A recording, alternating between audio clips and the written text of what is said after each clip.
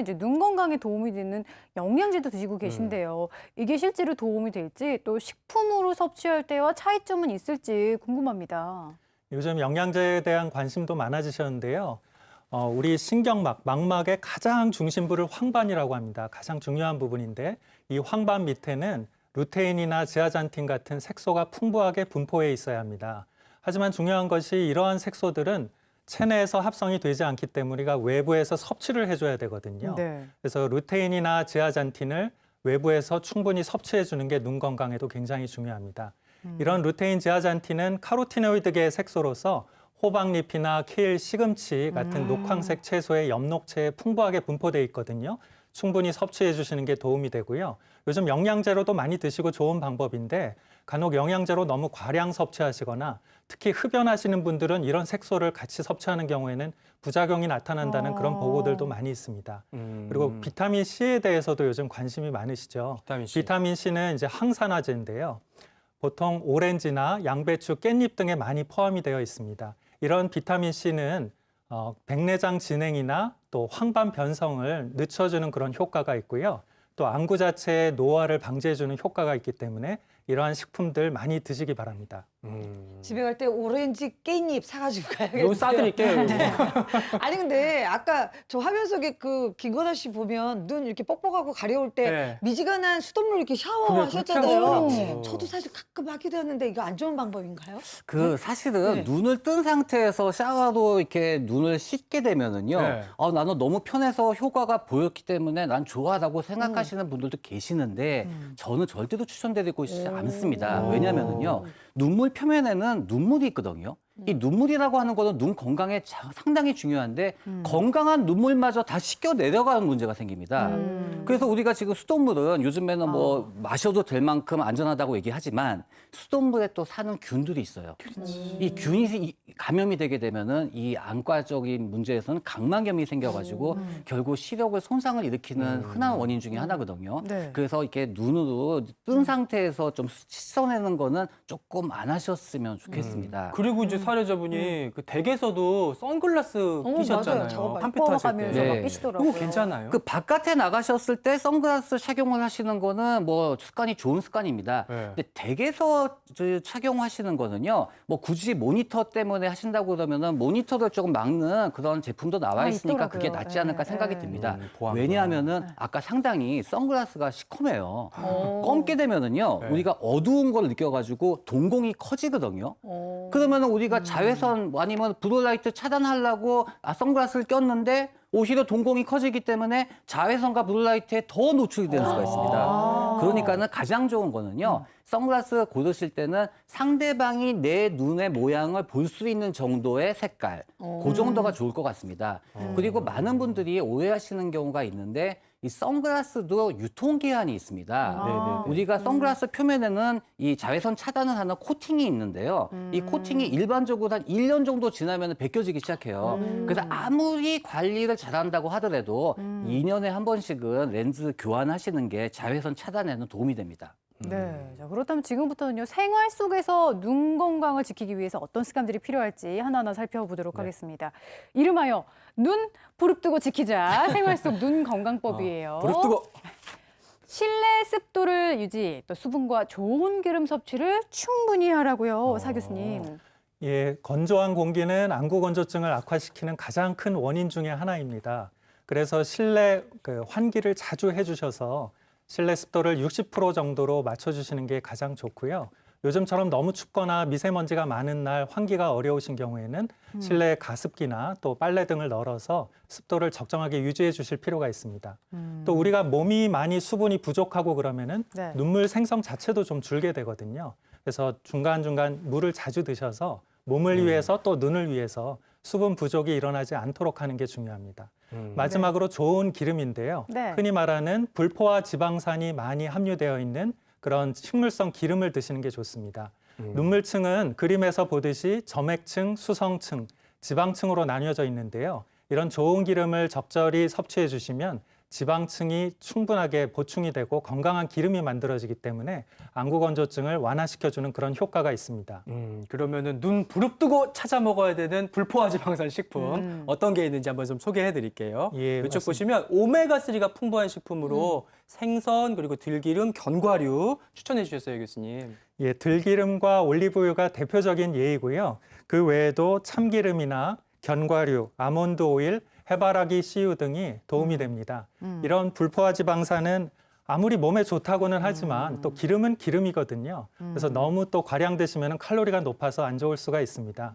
그래서 적절한 양, 보통 추천드리기로는 작은 술 기준으로 한 3에서 5술 정도를 권장하고 있습니다.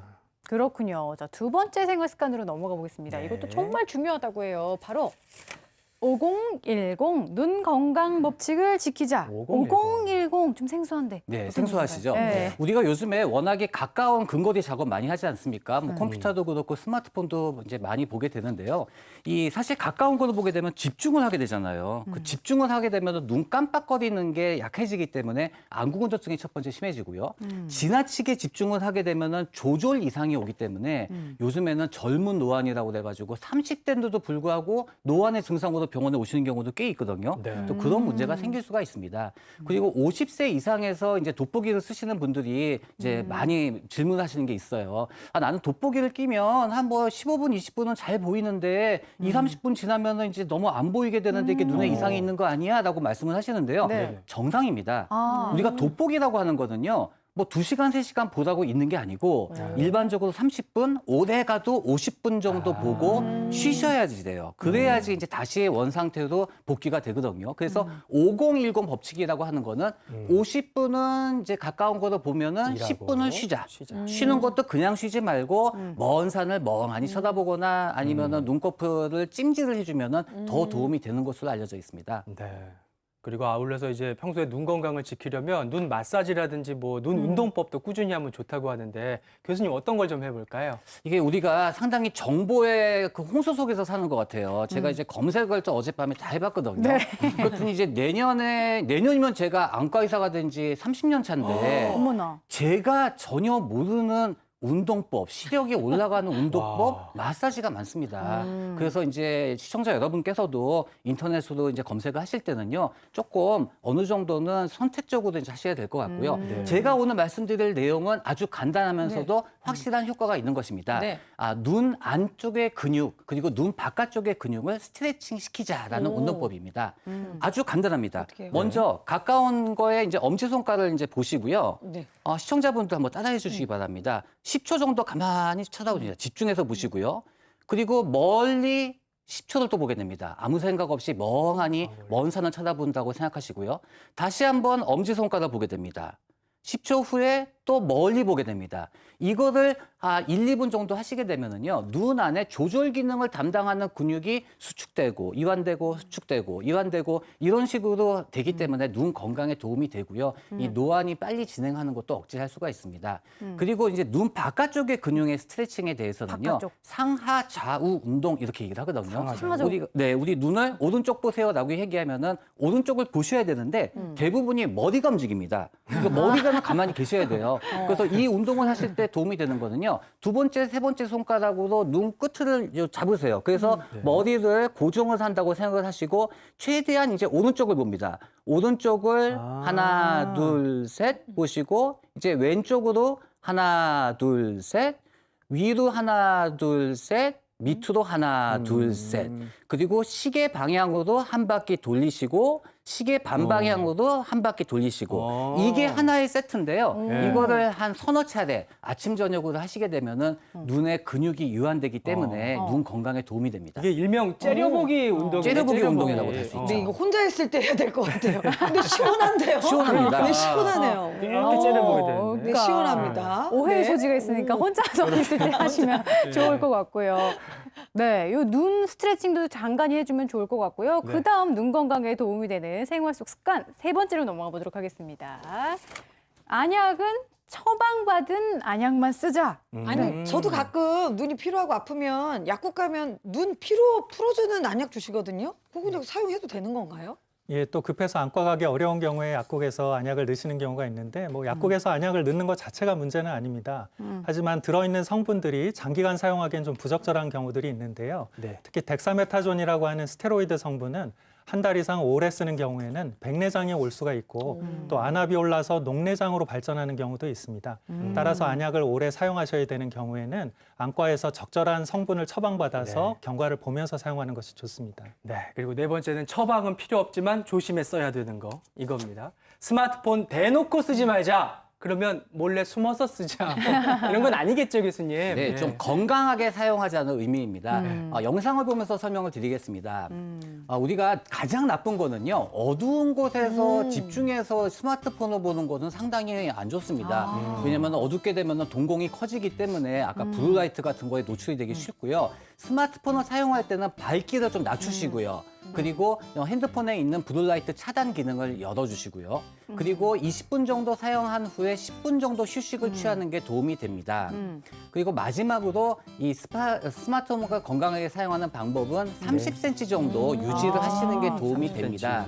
어두운 곳에서 또 흔들리는 곳에서 사용을 자제를 하셔야지 이게 좀 어지럼증도 유발할 수가 있고요. 네. 눈의 피로를 유발할 수가 있기 때문에 반드시 스마트폰은 주의 깊게 건강하게 사용하시기 바랍니다. 네, 그리고 눈 건강에 도움이 되는 마지막 수칙 바로 공개합니다.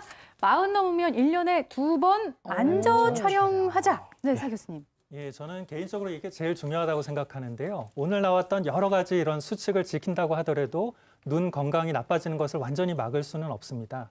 따라서 안저 촬영이 중요한데 안저 촬영은 특수 카메라를 통해서 동공을 통해서 눈 안쪽의 구조물을 살펴보는 그런 검사입니다. 그런 구조물 중에는 뭐 시신경 유두라던가 혈관, 망막 등이 있는데요.